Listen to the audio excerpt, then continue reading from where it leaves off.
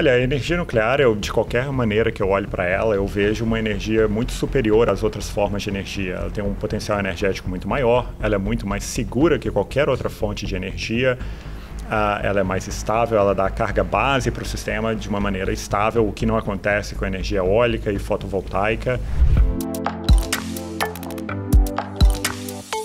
Sejam bem-vindos a mais um episódio de Trade and Talk. Hoje estou aqui com a Beatriz novamente, né, Bia? Seja bem-vinda mais uma vez. Gostei, voltei. O Vinícius não estará conosco hoje, ele está em outra filial aí da Ativa resolvendo alguns probleminhas. E hoje nós recebemos aqui Marcelo Lopes, da L2 Capital, e Rafael, né? Rafael, sejam muito bem-vindos. A gente vai trocar uma ideia aí sobre a sua tese de urânio e de cannabis, né? É uma tese nova aí. Seja bem-vindo ao Brasil, né? Acabou de chegar da Austrália, é isso? Verdade. Obrigado, Felipe. Um prazer estar aqui conversando com você e com a Bia. Obrigado por nos receber aqui. Cara, eu tive contato com a sua tese, inclusive, Beatriz, o que você entende sobre as teses de urânio e cannabis? Eu tô aqui para aprender tudo, porque eu não entendo nada. Inclusive, a gente já vendeu um código de urânio na Ativa.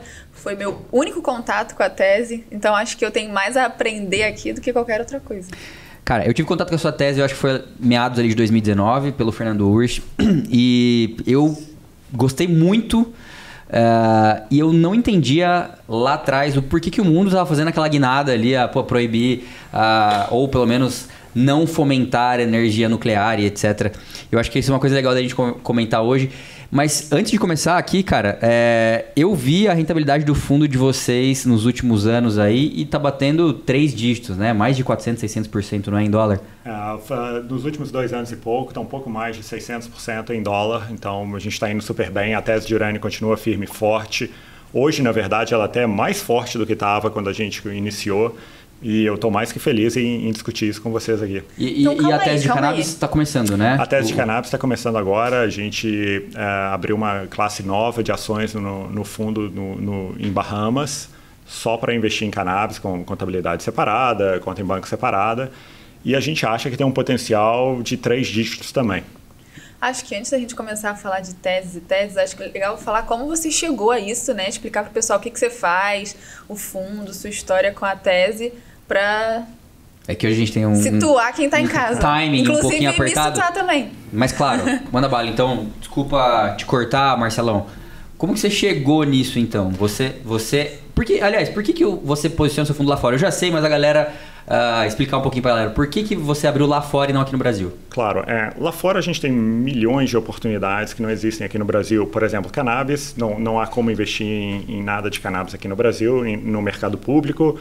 Urânio, a mesma coisa. Shipping, ouro e até mesmo petróleo. Se você pensar, aqui no Brasil tem meia dúzia de opções, meia dúzia de empresas que são listadas. Lá fora você consegue investir numa empresa que produz petróleo, uma empresa que refina, uma que transporta, uma que presta serviço, uma que faz um mix disso tudo, uma que está só na América do Norte, só na América do Sul, no mundo inteiro. Você tem uma combinação gigantesca de diferentes tipos de investimentos que não existem no Brasil.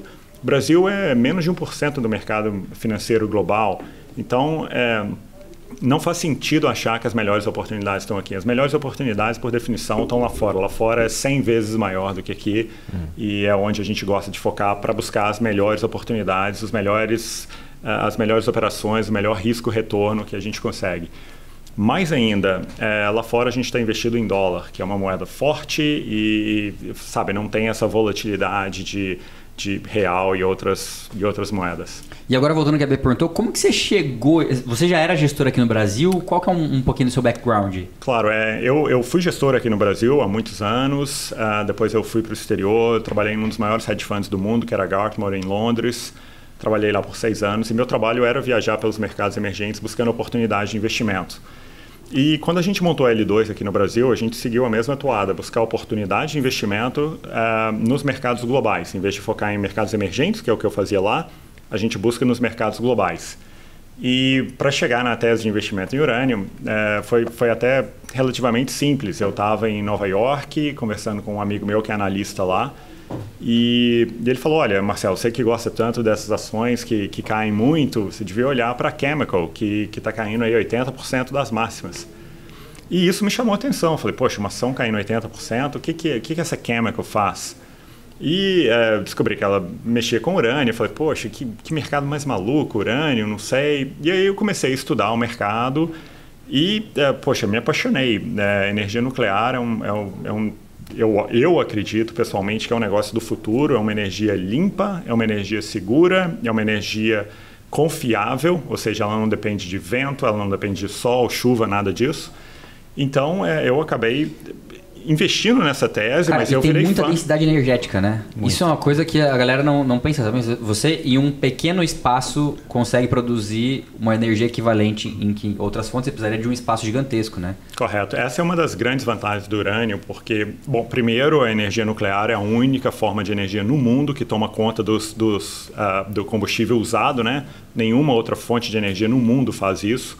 Mas mais importante, como você mencionou, numa área muito pequena, você consegue uma energia muito grande. Então, se o pessoal está com medo de faltar energia no futuro, você não tem como estocar muito carvão, muito petróleo ou água para hidrelétricas, nem nada disso. Mas num espaço muito pequeno, você consegue armazenar energia para 5, 6, 8 anos de energia atômica. E isso é uma vantagem absurda dessa forma de energia. E essa guinada que a gente viu aí nos últimos anos, que eu acho que inclusive a gente está voltando um pouquinho, né? Agora, muito recentemente aí, mas essa guinada para o ESG, que aí acabou demonizando o urânio, etc. Eu tenho uma posição que foi muito mais política do que qualquer coisa, né? Eu acho que até houve um pouco de receio popular por conta de Fukushima, entre algumas outras coisas, mas na minha visão foi muito mais política. O que você acha disso? Por que o mundo demonizou tanto urânio, que na minha opinião também é uma fonte, talvez, se não a melhor, uma das melhores fontes que a gente tem hoje? Claro. Felipe, você mencionou Fukushima. Para mim, Fukushima é a maior razão pela qual a gente deveria ter energia nuclear, tá? Cerca de 20 mil pessoas morreram por causa do tsunami, 2 mil pessoas morreram por causa da evacuação do lugar, 0. Ninguém até hoje teve um arranhão por causa do acidente nuclear. Mas o mundo inteiro ficou com medo de acidentes nucleares. Muitos malthusianos que odeiam a energia nuclear porque ela é segura e muito barata, e ter energia barata é muito ruim para quem quer diminuir a população global, começaram a bater forte nisso, além do lobby do petróleo. Então, foi um momento difícil para a energia nuclear. Mas eu acho que a cada dia agora as pessoas estão se conscientizando da importância da energia nuclear. Há pouco tempo agora na Europa passou a nova taxonomia e a energia nuclear foi considerada verde. Mais e mais pessoas estão investindo, novos países, Bangladesh, etc., o leste europeu. Então a gente está vendo uma guinada muito forte em direção à energia nuclear, e isso, quando a gente começou a tese, a gente não fazia nem ideia. A gente não investiu por causa do ESG, mas o ESG está ajudando bastante agora, tá? E você acha que essa crise energética, que principalmente a Europa está passando muito por conta da operação especial, guerra, o que quer que seja entre Rússia e Ucrânia, talvez tenha dado aquele último empurrãozinho para o urânio ser realmente classificado aí como ESG? Principalmente a gente viu ali a Alemanha, muitos países que estavam desativando as suas plantas, né, voltando atrás, ou deixando de desativá-las, ou até reativando plantas antigas, enfim. A gente vê bastante isso. A Alemanha está ainda estudando postergar o fechamento das 3 últimas usinas nucleares que eles têm. Elas estão marcadas para encerrar as operações no final desse ano, eles estão estudando para prorrogar um pouco mais. Eu acho difícil na Alemanha por causa de questões históricas, a gente pode voltar nesse assunto, mas a França deu extensão a 34 reatores por mais 10 anos, a Bélgica também deu extensão a reatores nucleares, a Holanda está considerando construir novos reatores, a Inglaterra está construindo novos reatores, poxa, Suíça, Finlândia, mais de 30% da energia produzida nesses lugares é atômica. A Espanha também deu extensão a todos os reatores do país, eles iam ser desligados e descomissionados em 2020, e agora eles foram postergados para algo entre 2027 e 2035. Então, a gente está vendo no mundo ocidental novas extensões de vida útil dos reatores. E quando a gente começou a tese, a gente tinha planilhado que esses reatores iam ser desligados. Mais ainda, no mundo oriental, novas construções estão surgindo. Então, a China tinha anunciado que ia construir 6 reatores por ano até 2030. E agora ela já falou que ela vai construir até 10 reatores por ano até 2035. Nossa. Então, só o programa nuclear chinês, ignora os 21 reatores que eles estão construindo agora, os mais de 50 que existem lá e o resto do mundo, só esse programa de crescimento chinês vai demandar cerca de 40% da produção mundial de urânio. Nossa. Então, o preço do urânio tem que responder. Quando a gente iniciou a tese, o preço do urânio estava abaixo de $20 e a gente mapeou todas as minas de urânio do mundo e a gente chegou à conclusão que o preço do urânio tinha que estar pelo menos $60 para trazer equilíbrio entre oferta e demanda. Tá? E hoje está quanto? Hoje está 52. Estava 52 ontem. Mas na época, em 2020, depois, a gente até contratou a McKinsey para fazer o mesmo trabalho e, sendo muito honesto, eles fizeram um trabalho até melhor que o nosso, porque eles não só olharam as minas, como a gente fez, mas eles olharam as subminas e depósitos e eles chegaram a uma conclusão parecida. Hoje, a gente já está achando que o preço do urânio tem que chegar em pelo menos $80, no mínimo $80, para trazer equilíbrio, porque os custos para a produção aumentaram significativamente. Dando só um exemplo aqui para ilustrar a nossa conversa, no ano passado a Lotus, que tem uma mina de Kailaqueira, anunciou que ela ia precisar de $50 milhões para voltar a produzir naquela mina. Há cerca de 3 semanas, eles anunciaram que não, que eles vão precisar, na verdade, de $88 milhões. Então, um aumento de mais de 70% no custo para voltar a produzir. Então, a não ser que o preço do urânio aumente significativamente, a gente ainda vai ver um déficit entre produção e consumo. E só para localizá-los aqui, esse ano deve ser produzido cerca de 135 milhões de libras de urânio e devem ser consumidos quase 200 milhões de libras de urânio. Então, tem um déficit já entre produção e consumo e esse déficit não deve melhorar enquanto o preço de urânio não responder. Até porque a demanda vai acelerar ainda mais, muito por conta dessas plantas novas que estão sendo criadas que você acabou de citar, e isso obviamente também impactaria no... E uma coisa importante, né? Eu vejo você falando sobre isso e eu já vi algumas pessoas perguntando, já que a expectativa é que a commodity em si se valorize, por que eu não só invisto no URA? É URA, né? URA ou Sprout, né? Isso. Por que não investir na commodity em si, se ela tem um upside tão interessante assim? Se a gente está falando que é 50 para 80, a gente está falando quase 60%, né, de upside. Qual é o diferencial do... A minha pergunta mais base qual é o diferencial do fundo de vocês? Claro. Olha, quem escutou o nosso pitch aí em 2019 e resolveu investir na ETF, se deu super bem, que a ETF já valorizou aí mais de 100% em dólar no período. Só que o nosso fundo já valorizou mais de 600%. Por quê? A gente não só investe em todas as empresas, como URA faz ou outros ETFs, mas a gente seleciona as melhores empresas dentro do setor. Então, teve empresa que no ano passado, no auge do bull market, caiu 70%. E eu até brinquei uma vez que eu falei, olha, a pessoa que num bull market desse para o urânio investe numa empresa que caiu 70% merece até uma medalha, porque ele escolheu a dedo, né, qual que ia performar mal.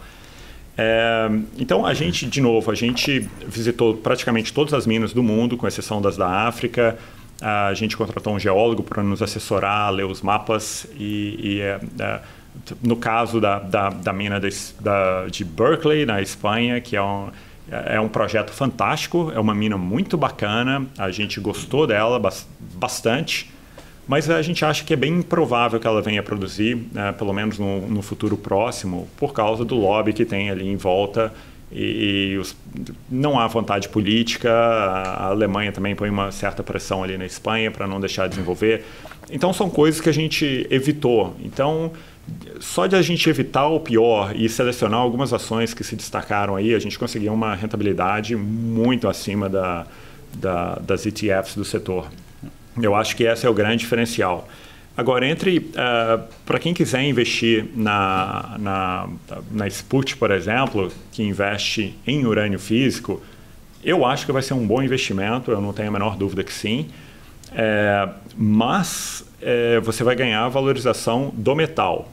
Quando a gente está investindo em mineradoras, a gente tem uma alavancagem operacional ali, em alguns casos a alavancagem financeira também, e por isso a gente consegue um resultado melhor. Então, já que a gente decidiu investir no setor de urânio, a gente aí faz uma segunda parte do nosso trabalho, que é escolher as melhores ações das melhores empresas ou das empresas que a gente acha que tem um risco-retorno melhor, para poder construir um portfólio diversificado, mas apesar da gente ser concentrado demais em urânio, dentro dessa concentração a gente tem uma diversificação ali entre exploradoras, desenvolvedoras, mineradoras em si, e regiões diferentes do mundo. Tem toda uma cadeia de produção que as pessoas não levam em consideração, né? E eu sei o porquê, mas você não citou aí na sua usinas. Vocês investem em usinas? Não, na verdade não, porque as usinas, no final das contas, são as compradoras de urânio, né? A gente acha que o preço do urânio vai ficar mais caro, como já está ficando o preço de conversão e enriquecimento.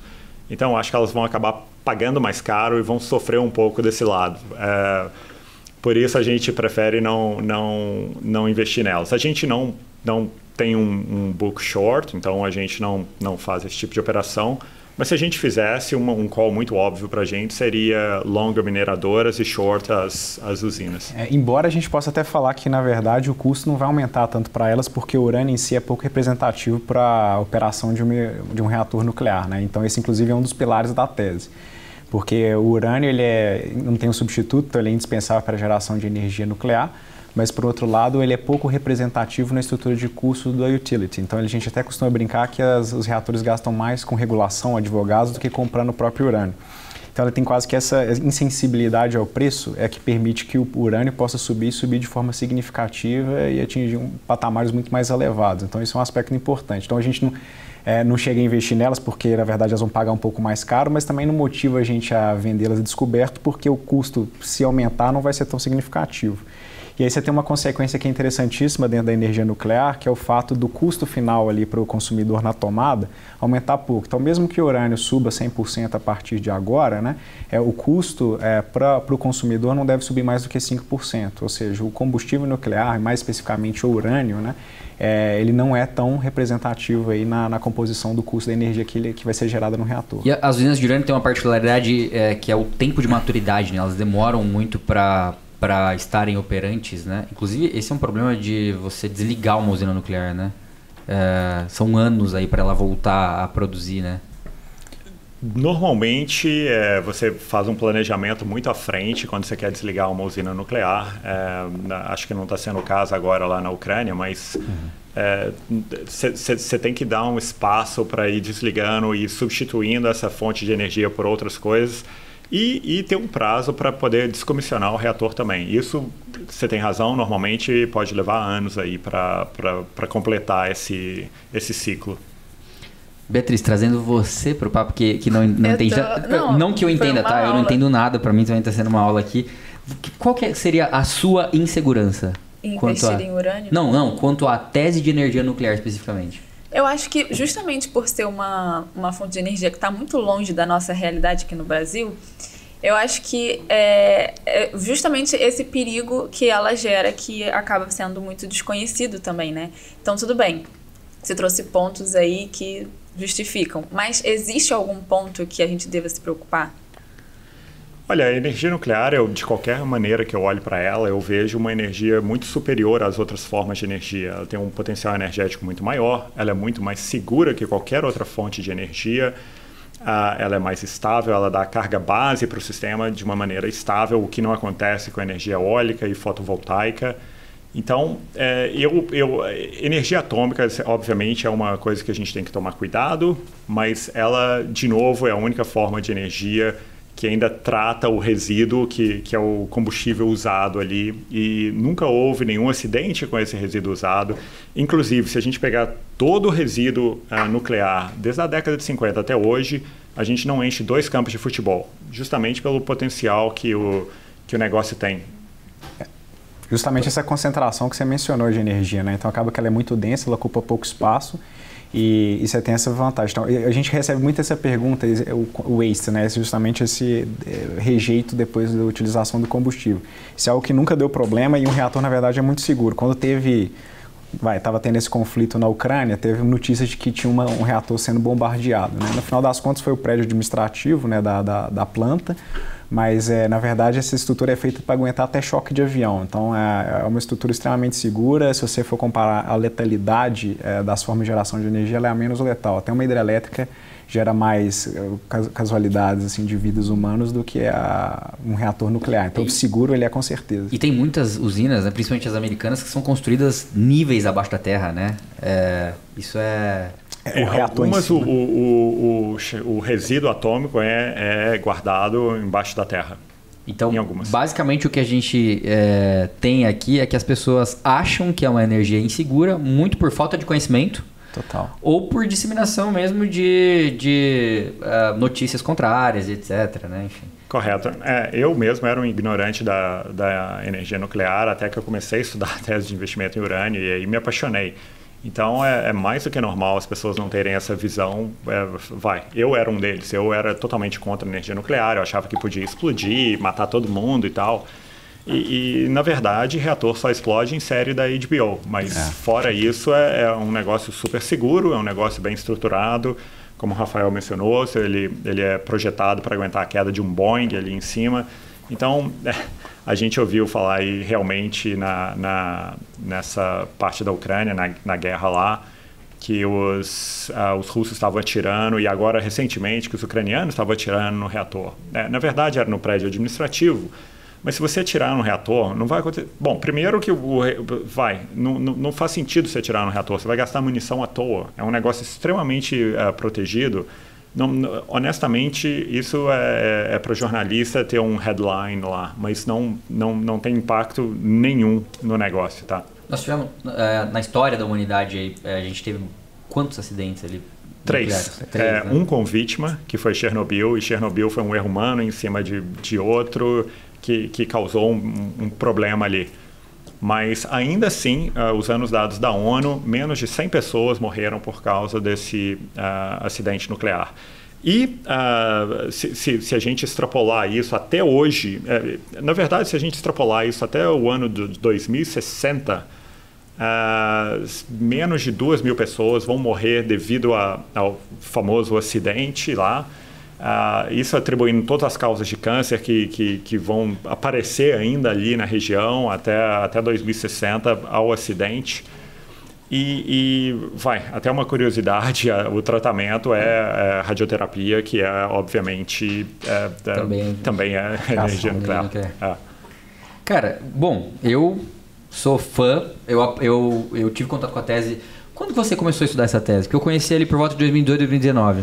A gente começou a olhar isso em 2017 e no começo eu não prestei muita atenção. Falei, não, tem um estoque muito grande de urânio, não faz sentido. E aí no final de 2017 a Cameco anunciou que ia suspender a produção de McArthur River, que é a maior mina em operação lá. E eu falei, poxa, que azar, agora o preço do urânio vai disparar. E na verdade ele não disparou, ele subiu um pouquinho e depois voltou a cair. E eu falei, poxa, mas que mercado maluco, eu vou ter que estudar isso, porque a maior mina do mundo, responsável por mais de 13% da produção mundial de urânio, ela é a Arábia Saudita do mercado de urânio, né? A Arábia Saudita é 13% do mercado de petróleo. Imagina o que ia acontecer com o mercado de petróleo se a Arábia Saudita falasse que não ia produzir mais. Então eu falei, poxa, eu tenho que estudar esse mercado melhor. E aí que eu comecei sabe, como a gente diz lá fora, descascar a cebola e ver outras camadas e aprender mais e ver o quão importante a energia nuclear e quão boa oportunidade de investimento que estava sendo o urânio naquela época. Pois é, então, eu tive contato com a tese por você mesmo, com o Fernando, acho que foi lá para 2019 por ali, e vendo o resultado dessa tese, e principalmente no início, chegou a ficar algum tempo negativa, né? Chegou. Vocês receberam muita... Não.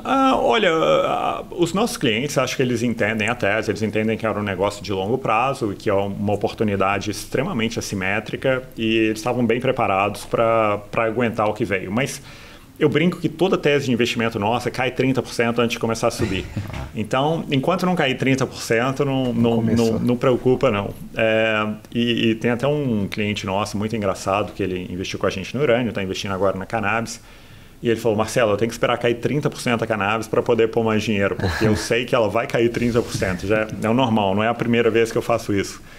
Então, eu acho que a maior parte das pessoas espera isso, porque a gente concentra muito no setor, então tem volatilidade, claro que tem. E a gente não está disposto a trocar um retorno maior por menos volatilidade. A gente prefere... Desde o início do nosso fundo, a gente já teve 2 quedas de 30%, quase 30%. E a gente está tranquilo com isso. O que a gente não quer é ter é que o fundo, ao invés de subir 600 e tantos por cento, suba 50%, mas suba pouquinho. A gente prefere fazer um negócio que realmente dê dinheiro e que realmente mude todo mundo de patamar, mas a pessoa vai ter que encarar a volatilidade. O interessante é porque se a gente ficar esperando queda para poder entrar, a gente vai perder, né? Então a gente prefere a volatilidade é o preço que a gente paga para estar comprado. Então a gente entende que o custo de oportunidade de estar fora dela é muito maior do que esperar algum momento as coisas normalizarem. Eu acho que é importante destacar o seguinte: a gente já teve um retorno de multiplicação de patrimônio até hoje, né? Desde que a gente começou a investir pesadamente em 2018. Mas a nossa última carta até para os nossos cotistas, na nossa carta trimestral, a gente destacou que a gente nunca teve tão otimista igual a gente estava no início, quando ainda as coisas não tinham começado a acontecer. Porque hoje a gente já tem uma inércia que está ao nosso favor e vários fatores surgiram para complementar toda essa história. Então, por exemplo, você comentou ESG logo no início da nossa conversa. Não existia ESG em 2018 quando a gente está conversando, não estava em voga como está hoje. E hoje veio para reforçar e caracterizar ainda como uma solução, vai para o lado do meio ambiente. Então, a gente destacou isso e é a nossa opinião. A gente ainda tem um horizonte de uns 2, 3 anos para a tese, mas a gente nunca teve tão otimista e a gente acha isso importante destacar porque a gente já está nessa há um tempo, né? E a simetria a gente continua enxergando e um aspecto importantíssimo, acho que principalmente nesse momento de mercado, é destacar a descorrelação dessa tese com o mercado em geral, né, Marcelo? Porque a grande questão é que essa é uma tese microeconômica, ela é baseada essencialmente no desequilíbrio de oferta e demanda. Então, fatores macroeconômicos aí que ficam deixando todo mundo inquieto, o CPI, crescimento do PIB, desemprego, são fatores de segunda ou terceira ordem para a gente, não entram nos nossos cálculos porque não interessa. O que interessa é o preço do urânio que vai resolver a equação de oferta e demanda, é nisso que a gente está de olho. E é ali que está o nosso potencial de ganho. Então, em meio a um mercado que está todo mundo falando a bolha de tudo, e a gente já falava disso, a gente é desconfortável com o mercado de forma geral, a gente está investido numa tese que no nível do fundamento não depende nada desses fatores macroeconômicos, nos deixa muito mais confortáveis e otimistas para investir. Óbvio que a gente está sujeito a oscilações de mercado como todo mundo, né? No momento de estresse, correlação tende a mais 1 e a gente pode ter ali alguma oscilação, mas do nível do fundamento a gente está absolutamente tranquilo e isso tem funcionado na prática desde o início do nosso investimento. Como eu estava dizendo, como eu acompanhei desde o início, ou pelo menos desde bem quando ela era incipiente, e eu vi o resultado, e principalmente vocês tiveram uma outra tese também que bombou, que foi de fretes marítimos, né? Foi para tankers. Chegou a dar quanto? Olha, eu chequei ontem, até por curiosidade, algumas ações estavam subindo 4 vezes já. A gente não pegou isso tudo, infelizmente, mas a gente pegou aquele dinheiro fácil que estava ali no meio do caminho. Tá? E acompanhando essas duas teses e sabendo agora sobre a nova possibilidade, né, que é a tese de cannabis de vocês, eu fico bem interessado. Inclusive, se vocês quiserem introduzir um pouco, explicar qual é a base dessa tese, enfim. Claro. Olha, eu em 2018 eu escrevi um artigo até para o Infomoney e o título do artigo era Cannabis Só Doidão Investe. E eu falei, olha, você tem que estar doidão para investir nesse mercado. Eu entendo que é um mercado super exciting, é um mercado que está crescendo pra caramba, que tem diversas oportunidades, mas ele está muito caro. E na época eu dei até o exemplo da Tilray, que estava sendo negociada aí a quase $300 a ação. Hoje, as ações da Tilray estão um pouco mais de $3. Então, o que naquela época estava muito caro, hoje parece que está mais razoável. De maneira alguma, eu estou recomendando as ações da Tilray, tá? A gente não investe nelas, mas é só para te dar uma ideia de onde que estava o mercado. Então, a cannabis é um mercado que a gente gosta bastante, é um mercado que estava muito caro, então a gente resolveu não mexer. E eu acho que esse artigo que eu escrevi ainda está na internet hoje, se você buscar lá Marcelo Lopes, Cannabis, Só Doidão Investe, eu acho que dá para vocês encontrarem. Mas hoje o mercado já cresceu assustadoramente, tem 19 estados americanos. A gente está falando dos Estados Unidos porque é onde a gente quer concentrar, tá? É de longe o maior mercado do mundo, mais de 80% do mercado de cannabis do mundo está nos Estados Unidos, então é onde a gente quer focar. E lá tem uma legislação mais clara também, que não existe em outros lugares. Então é um mercado que só tem 19 estados nos Estados Unidos nos quais o uso da cannabis é legalizado 100% para uso adulto e terapêutico. mas são 37 estados ao total cujo uso terapêutico e recreativo é liberado. Então tem um crescimento ainda enorme nos Estados Unidos. A gente acha que essas empresas que já estão crescendo aí cerca de 30%, 40% ao ano e estão sendo negociadas a 2, 3 vezes o EBITDA, tem um potencial absurdo de crescimento pela frente, tá? Hoje tem uma série de empecilhos para essas empresas crescerem. A legislação é dura, muitas dessas empresas não conseguem ter conta em banco. Então, imagina, você tem aí 50, 100 empregados, você tem que pagar todo mundo em dinheiro, você tem que pagar fornecedor em dinheiro, você tem que pagar aluguel em dinheiro, tudo isso. Então você tem que ter um caixa. Você pode remunerar o seu capital e ainda está exposto a ser roubado, né? E é o que mais acontece. Por isso que a criminalidade da cannabis é muito diferente da criminalidade de outras drogas. Porque a da cannabis é justamente porque o mercado não deixa uma coisa muito simples. Na verdade, não é que não deixa, é que os bancos têm medo de ter uma empresa de cannabis como cliente e sofrer punições do regulador. Eu achei que isso fosse porque a cannabis ainda não é legalizada a nível federal. Esse é exatamente o ponto. Exatamente e inclusive, você pode ser preso transitando de um estado ao outro, né? Então, figura tráfico, né? Então, quando virar legal a nível federal, aí o jogo muda totalmente. O jogo muda completamente. Eu acho que a gente não vai esperar até lá. De novo, as empresas sendo negociadas 3 vezes o EBITDA, crescendo 30%, 40% ao ano, não existe. Não mesmo. Então, a gente acha que o potencial de alta desse mercado, de novo, é de multiplicação de capital. A gente acha que quem entrar agora vai beber água limpa. Tem várias empresas que estão precisando de capital, a gente está conversando com várias delas. Eu estou voltando dos Estados Unidos agora, fui visitar alguns depósitos de urânio e várias empresas de cannabis. Eu voltei bem impressionado. CBD, que é usado para uso terapêutico, está em todo lugar ali, inclusive supermercados também. Vários lugares estão vendendo sabão, de sabonete, na verdade, de hemp e loções e shampoos e condicionadores, cremes, tudo isso. Lá na Austrália, onde eu moro, a gente come, às vezes, semente de hemp misturado com iogurte, muesli, é uma delícia. A Adidas lançou um tênis de hemp. O exército americano usava hemp para fabricar as fardas, cordas, etc. A Ford lançou um carro há alguns anos que usava o óleo de hemp para mover o carro e também fibra de hemp, que era mais dura que o aço, na verdade 10 vezes mais dura que o aço e biodegradável. Então, é um mercado que está em franca expansão, tem vários princípios ativos que ainda nem foram estudados a fundo, e enquanto essas empresas não tiverem um benefício fiscal, o que elas, na verdade, têm uma punição muito grande, e enquanto elas não tiverem a capacidade de abrir conta em banco, contratar seguro, ter um custo de capital menor e mais ainda fazer o uplisting, que é um negócio que a gente acha que vai fazer o setor explodir, a gente não vai ver essa outra parte crescer. E ainda assim, essas empresas estão crescendo bastante e entregando bons resultados. Tá?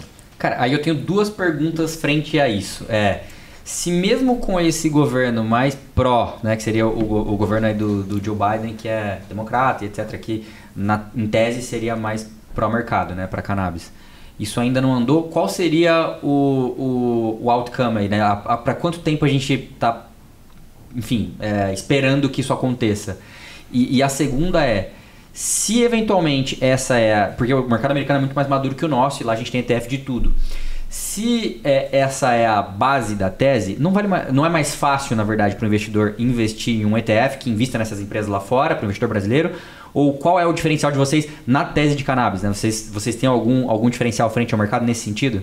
Tá, então começando pela primeira pergunta. Vamos lá, Felipe. Falar que os democratas são a favor da cannabis é muito óbvio, e eles são. A maioria dos democratas apoia a legalização. Mas também a maioria dos republicanos e quase a totalidade dos independentes. Por isso mesmo que a gente acredita que a legalização vai passar. Quando ela vai passar, a gente não sabe. Então, ainda que o Congresso mude agora de democrata para republicano, a gente está tranquilo com a tese. A Nancy Mace, que é republicana, tem uma proposta para legalizar a cannabis e fazer o deschedule. Mas o que a gente está focado agora é no safe banking. O safe já passou na casa, já passou na Câmara, está no Senado agora, e se ele for aprovado, ele pode mudar esse setor da água para o vinho. Eu tinha visto isso. Quando que é essa votação? Pois é, ainda não marcaram, mas a maior parte dos analistas espera que seja feita no lame duck session, que é no final do ano, depois das eleições e antes do final do ano. Depois que o Congresso já definiu quem que vai ficar e quem que vai sair, eles fazem essa votação. Honestamente, eu não sei. A nossa tese não depende também de política, de quem que está no Congresso e quem não está. A gente acha que os dois são favoráveis.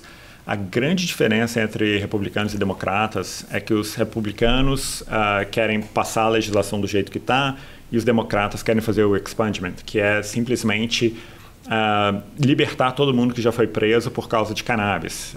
Porque eles falam, olha, a gente passou uma nova legislação, isso não é crime mais, então quem está na cadeia tem que sair. E isso pode atrasar... Exatamente isso que está atrasando. Mais ainda, os democratas tiveram alguns probleminhas lá, por exemplo, a saída do Afeganistão, que foi um desastre, o conflito na Ucrânia e uma série de outras coisas que estão tirando a atenção dos democratas das promessas de campanha deles. Então, cannabis é um negócio que tem uma atratividade muito grande para os políticos, por dois motivos. Um, porque a população gosta, e outro, porque gera uma mega contribuição em impostos. Mega. Só você ver a contribuição do álcool, né? E cannabis dá para ser maior ainda, né? Olha, o Arizona, em março desse ano, foi o primeiro estado americano que teve mais receita com a cannabis, em impostos, tá? Teve mais receita com impostos por causa da cannabis do que álcool e tabaco juntos. Então, os governos estão olhando para isso, eles estão salivando, né? Fora que gera empregos, desenvolve aquela comunidade ali. Então, você tem uma série de vantagens nesse tipo de investimento. E é isso que a gente está olhando. Tentando responder a sua segunda pergunta, por que as pessoas não investem em ETF e investiriam conosco, mesma resposta que eu dei com urânio. Eu acho que quem investir na ETF de cannabis vai ganhar dinheiro. Eu acho que ela vai entregar um bom resultado para quem tiver paciência e para esperar. Mas a gente, de novo, a gente não só descobre uma boa tese de investimento, mas a gente vai mais a fundo e seleciona algumas empresas que a gente acha que vão se destacar dentro daquele universo. O nosso fundo é razoavelmente concentrado. Hoje a gente tem 10 empresas de cannabis que a gente selecionou. E a gente está bem confortável com elas. A gente acha que elas têm um potencial de alta muito superior à média do mercado, tá? E, Felipe, até para complementar, um negócio interessante da tese de cannabis é que ela é basicamente uma história de empresas que são fenômeno, que elas conseguem crescer e entregar resultado em meio a todas as adversidades possíveis e imagináveis, né? O ambiente de negócio delas é muito hostil. Você tem que imaginar que a alíquota efetiva de imposto dela é muito maior do que a da maior parte das outras empresas. Então, ela paga em torno de 70%, enquanto a empresa normal paga 20%. Ela não consegue ter conta, ela não tem acesso a funding, financiamento. Então, assim, elas são realmente um fenômeno. Então, é uma história de crescimento. Agora, elas operam com tantos gargalos e são tantos os gatilhos que a própria mudança na legislação tende a destravar muito valor, permitir que elas sejam listadas em bolsas maiores, com maior liquidez. Então, não é uma história, a gente não investe esperando que aconteçam eventos políticos, aprovações de pautas, né? Isso tudo, obviamente, tende a favorecer, a gente monitora porque são gatilhos importantes, então a gente está de olho nas midterms, a gente entende que existe uma opinião pública, e isso é importante e favorável. É um setor que gera muito emprego, então os políticos vão olhar com carinho para essa questão e gera arrecadação de imposto, então chama ainda mais atenção, mas o foco está justamente nessas empresas, na seleção daquelas que têm maior capacidade de entregar valor. Esse é o nosso foco, só para não ficar com um pouco da impressão de que a gente depende de aprovação de pauta em Congresso americano ou coisa do tipo. Perfeito. Eu tinha visto mesmo, a maior parte das empresas acaba se listando no Canadá, é isso, né?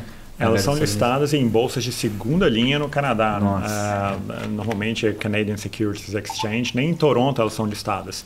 Só para você ter uma ideia, a Tilray, que eu mencionei no começo da nossa conversa sobre a tese, ela negocia por dia cerca de 120 milhões de dólares ou mais. Se você pegar todas as empresas de cannabis nos Estados Unidos, porque elas não podem ser listadas nos Estados Unidos, elas negociam entre 40 a 50 milhões de dólares por dia. Então, a Tilray, que é canadense e é menor do que várias que estão nos Estados Unidos, negocia muito mais do que as outras americanas.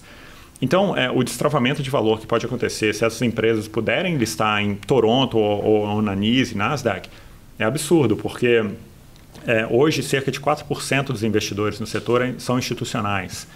Então, imagina, tem hedge fund que gostaria de investir, fundos mútuos, grandes fundos de pensão, high net worth, enfim. Tem muita gente que gostaria de investir nesse setor, mas esse setor é muito difícil de investir. Nós mesmos demoramos mais de 2 meses para abrir uma conta lá e poder escolher essas empresas. Então, é um setor que é complicado para o investidor normal acessar. Por isso mesmo, tem uma oportunidade especial aí, na nossa opinião. Perfeito. Eu acho que a gente vai ficando por aqui. Vocês têm um schedule mais apertado aí. Eu gostaria de agradecer a vocês, Marcelo. Principalmente, você também está na Austrália ou não? Não, eu fico no Brasil, então estou no mesmo fuso que todo mundo, mais fácil falar comigo. Acho que vale também deixar um caminho aí para quem tiver interesse em seguir as teses de vocês. Onde acham vocês? Claro. Bom, eu sou mais ou menos presente no Twitter, já fui mais, mas tem o website da L2 Capital também, que é l2capital.com.br. A gente expõe as teses que a gente faz com mais detalhe lá.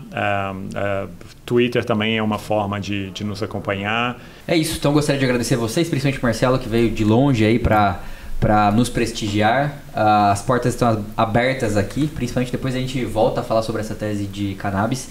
A gente está vendo de montar um produto específico aqui para os clientes da Ativa também, seria bem interessante. E caso a gente consiga fazê-lo, né, vocês terão mais detalhes em breve aí. É isso, Beatriz, vamos ficando por aqui. A gente vai tentar trazer cada vez mais tópicos diferentes para vocês aí que acompanham a gente, né? Eu gosto muito desses fundos temáticos, gosto muito da tese de vocês. Espero que vocês continuem tendo o sucesso que vocês têm hoje. Muito obrigado. Obrigado. Obrigado, Felipe. Obrigado, Bia. Prazer estar aqui. Vocês.